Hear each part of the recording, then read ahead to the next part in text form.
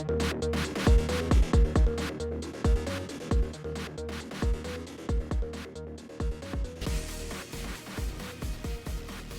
everybody, my name's Ian, Starship Adventures, and today I'm here to tell you that the Logbook of the World has been returned to duty. It is working. They say they've got it fixed and they've got it shored up to where hopefully it will not be compromised again. That was effective at noon on July 1st. Noon, July 1st, the Logbook of the World was returned to full service. They apparently employed outside agencies and businesses to come in and assist them in fixing the Logbook of the World and shoring it up against future attacks. And apparently that work is now done. The Logbook of the World has been restored, and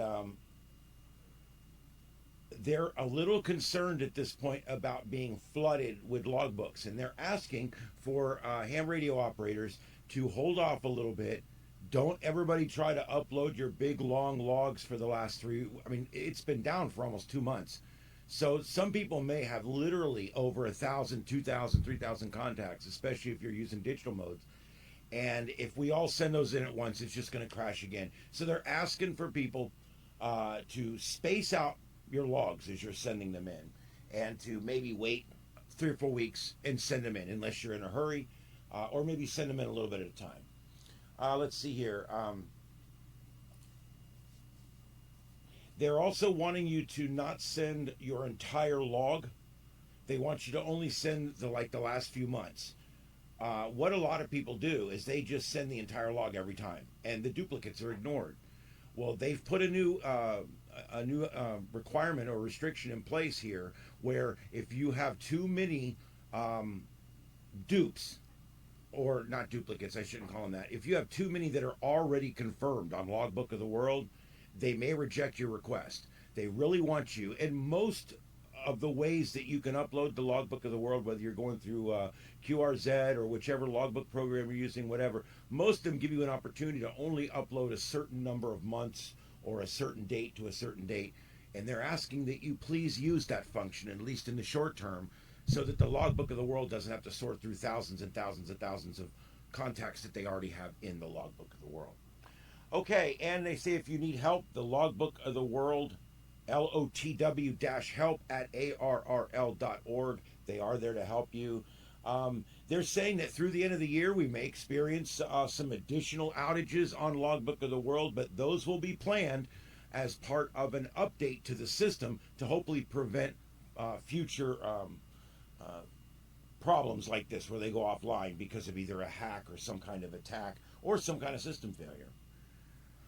Let's see here. They're evaluating operating new infrastructure improvements, and they would like to make the Logbook of the World more robust when it comes to attacks from foreign hackers and things like that. They appreciated our patience. They say the challenge of keeping up with the logbook and returning it to service. I don't know if you guys realize or not, they say in their letter here that Logbook of the World is second only to QST Magazine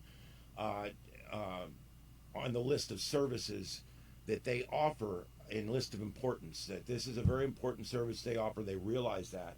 They also realize that they offer it to both members and non-members. I mean, there's several million people use this Logbook of the World. So it's one of those things where we're glad it's back online, and we still have no idea why it would have taken nearly 2 months to come back online. I think it was 7 weeks. That's a lot longer than your typical hack would go. But then again, this is a nonprofit that's spending over half of the money they make on salaries.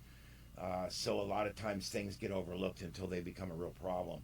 Let's hope that going forward, the Logbook of the World will function adequately and properly. I do recommend strongly, though, that you use a second, some kind of program to save your logbook. Upload it to other places. You already have a QRZ account. You may not have gone and claimed it yet, but if you've been issued a call sign, you have a QRZ account. Go get that account, claim it, and go ahead and upload all of your contacts to that one as well. You'll get some additional confirmations that way, and you'll make sure that your logbook is backed up in 2 different places or 3 different places. I use Logbook of the Old Man. I use EQSL. I also use QRZ as my main one, and that's the one I recommend everybody to at least use that one to make sure that your logbook is saved in several places, so you don't ever lose that, whether it be a computer that goes bad at your house or some kind of natural disaster. We all went through a huge flood a year and a half ago here in Southwest Florida, and it gives you a whole new respect for making sure these kind of things are backed up and saved properly. And I lost all my yearbooks and things like that in a flood, things that can never be replaced. And so your contact lists might also be something that can't be replaced. So just make sure you're not putting all your eggs in that one basket. All right, well, that's all I got. You believe it? It's back up. I'm having a hard time believing it myself. It's kind of crazy. But at least they got it back up, and it is working.